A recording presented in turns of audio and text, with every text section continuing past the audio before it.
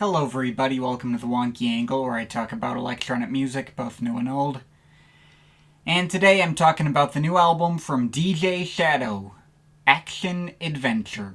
Alright, so, how are we feeling about DJ Shadow these days? The guy may have released arguably the best instrumental hip-hop album of all time when he put out his debut Introducing in the mid-90s, but it's abundantly clear from everything he's done since then that he has no interest in ever repeating that project's success or playing to what his core fan base actually wants out of him. He's just gonna keep doing his own thing, and anytime he releases a new album, there's a high chance it's going to be pretty damn divisive. Now, as for myself, I've already gone on record multiple times to say that I think Shadow's continual reinventions and refusal to ever play to the gallery is a major part of what makes me respect him so much, and I'd personally argue that among his studio album back catalog, he doesn't have a major misstep yet. In fact, a lot of the more divisive records in his catalog have grown to become big favorites of mine and really allowed me to expand my taste in more contemporary styles of hip-hop that I would have otherwise had little to no patience for. More recently, we've come off the heels of his 2019 double album, Our Pathetic Age, another really divisive album for mostly pretty obvious reasons, I think. I'll continue to stand behind that project as great, and it was an honorable mention for my year-end list that year. I liked how it had the purely experimental first disc and a second disc chock full of high-profile guest features throughout the hip-hop world, adding up to a listening experience that went by way faster than you'd expect given how many tracks there are, with Shadow's highly versatile and well-polished beatwork doing a ton of the heavy lifting. A lot of people were not really interested in hearing what Shadow had to say off the promise of the title and album cover and the promotion centering around that old out-of-touch what if phone bad theming. Though aside from maybe one or two quick moments, I think the album's social commentary was actually pretty reasonable and on point, making sure to actually point the blame in the right place at, like, big corporations and systemic issues and the like, rather than just rambling on about the kids these days. It definitely hits an odd note listening back to it in 2023 after we've gotten a global pandemic and started to see the world of social media as we knew it then on the verge of collapse due to billionaire stupidity. Somehow a lot of the world's problems it's talking about seem almost quaint now. And there are some definite skips on the album. I'm looking at you in particular, Rain on Snow. But as a whole, I'd still say it holds up. It's roughly as fun a listening experience for me now as it was when it came out. Now for this latest album, Action Adventure, once again Shadow's making a move that is highly unlikely to please fans. This album has no guest features at all, it's entirely instrumental, but as you'd expect, it's still nowhere close to what he was doing in the 90s. Instead, really doubling down on the more experimental direction he went on the first disc of Our Pathetic Age, working more and more on his own sound design skills and personal introspection. Considering how most people seem to just dismiss the previous album's first half altogether, I would absolutely not be surprised if the majority of people came up to this album and outright hated it. Maybe even might end up looking at it as his worst album to date, leaning entirely away from what they perceive to be Shadow's core strengths as an artist. Though that's obviously not my feelings. I personally was all for this new direction as someone who's come to love The Mountain Will Fall, and one of the few people who thinks that the first half of Our Pathetic Age is actually better than the second half. And hearing Shadow talking about how he feels this project is more musically advanced and deliberate than anything he's done previously, the kind of thing that he wouldn't have been able to pull off in the same way even just a few years ago, the kind of thing he was legitimately proud of, I can absolutely hear where he's coming from and why he'd be really excited about the results he's put on display here. Even if I suspect that greater effort and improvement on a technical level won't actually translate to a lot of his fans. Thing about this album is that, yes, it is definitely building upon the more experimental moments of his last two albums, but at the same time I also feel like it's a fair bit more easily palatable and approachable than what he was doing there. Where those projects had a lot of focus on more skeletal trap-influenced arrangements and trying to do more off-kilter stuff within a more limited setting, Action Adventure feels like he's actively figured out more things to do with his synths and drum machines, and created a project which is much fuller sounding and fleshed out from a sonic perspective, with less reliance on samples. And as someone who's been in a similar artistic position while making my own music, I can see exactly how something like this would be that much more of a challenge for him to pull off, as well as be even more fulfilling for him at the end. Very much the kind of project that Shadow made for himself above all else. Now, as for whether or not that translates to the music itself being better, that is obviously going to depend on the person. I myself don't think this hits for me as much as either The Mountain Will Fall or the first half of his last album. The fuller sound and easier approachability of this project in comparison to those paradoxically made it marginally less of an exciting listen for me, and some of Shadow's experiments could turn out a little hit and miss. There's a couple of tracks here which really don't add anything interesting and I feel like would probably be better left off. But I certainly had a fun time with it regardless and would still definitely call it very good, if maybe not properly great. The biggest surprise I feel like I got with this album is Shadow's focus on textures and styles from the world of 80s electro and even a little hint of synthwave. Especially as demonstrated by the album's opener, Ozone Scraper, which has all these bright and spacey synth melodies going over a fast-paced hip-hop breakbeat, which mimics the rhythms of many an old-school 80s synth-pop banger. A pretty attention-grabbing start to the project that I don't know if I would have immediately recognized as Shadow at all, even if I can see the through line that would lead him to this point. Following track All My is definitely more prototypical Shadow, a clear furthering of the ideas on the instrumental cuts on his last two albums, delivering a number of off-kilter trap-influenced beats wrapped around some pleasantly warbling melodic synths and chopped-up samples of guitars, and a slightly pitched-up sampled hook going, "On my records and tapes." Pretty easily the catchiest and most easily memorable cut out of everything here. From there, Shadow delivers a big 8-minute epic in time and space, which leans away from samples entirely, bringing back the 80s electro flavors in a big way with all its clattering drum machines and synth progressions, which feel like they wouldn't be too out of place coming out of an outfit like Cybotron back in the day, albeit filtered through much more modern-sounding digital equipment. And even if there isn't a ton in the way of progression or build-up over the course of this track, it feels like it goes by surprisingly quickly. I didn't even notice it was 8 minutes on my first couple of listens.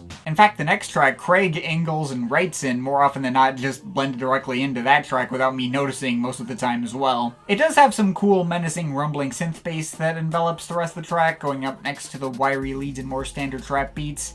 Melodically solid, though too frequently falls in the background for me to call a particular highlight. Thankfully, next we get Witches vs. Warlocks, which is a lot more obviously striking thanks to all its chopped-up samples of a soul or gospel chorus, a texture that always immediately sticks out in the best way anytime it comes up, or even if the mix of TR-808 beats and the wiry synth bass and plinky melodies underneath it are pretty close to what the previous track did. Oh, and there's also a cool, breakdown at one point where all these sonic elements are played in reverse and sped up, like, manipulating a tape. That's fun. A lot of tense and evil-sounding energy to this one, fitting for the title. But if you thought things were starting to get a bit too low energy, next we get A Narrow Escape, which takes all these 70s clavinet keyboards and puts them next to all these crashing fast-paced breakbeats and cascading layers of synths that act as a strong reminder as to where this album's title came from. One of the tracks here that feels like it'd feel most at-home soundtracking in an action-adventure movie or a chase scene. And then we get easily the most blatantly 80s sounding cut out of everything here in You Played Me.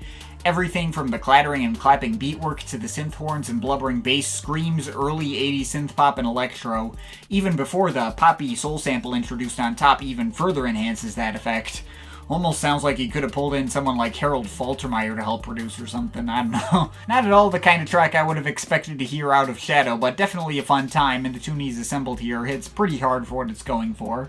Now, as we move into the second half of the album, I will admit things do get a bit spottier with more frequent moments where my attention trails off. But that's certainly not to say we don't still get some interesting ideas and other standouts that were able to hit for me anyway.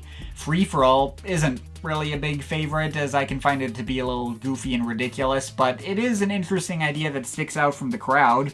All its skittering trap beats going up next to all these wheedling guitar samples are particularly high energy and don't sound like anything else here. And as someone who remembers all the rock-influenced moments he's put out in the past, like Depth Charge or any number of tracks on The Less You Know The Better, it is another one of the moments that feels most easily recognizable as Shadow's work in particular.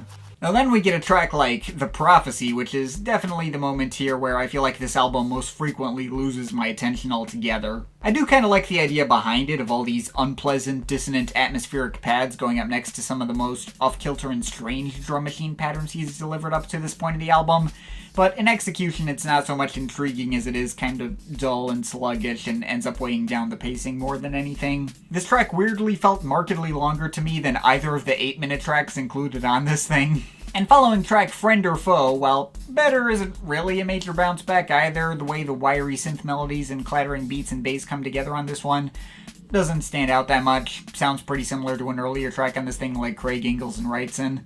About equally as strong a melody this time in the leads instead of the bass, but still maybe kind of fillerish in context. Though I do thankfully feel like the album is able to pick back up a bit more from that point onwards with a bunch more actual standouts.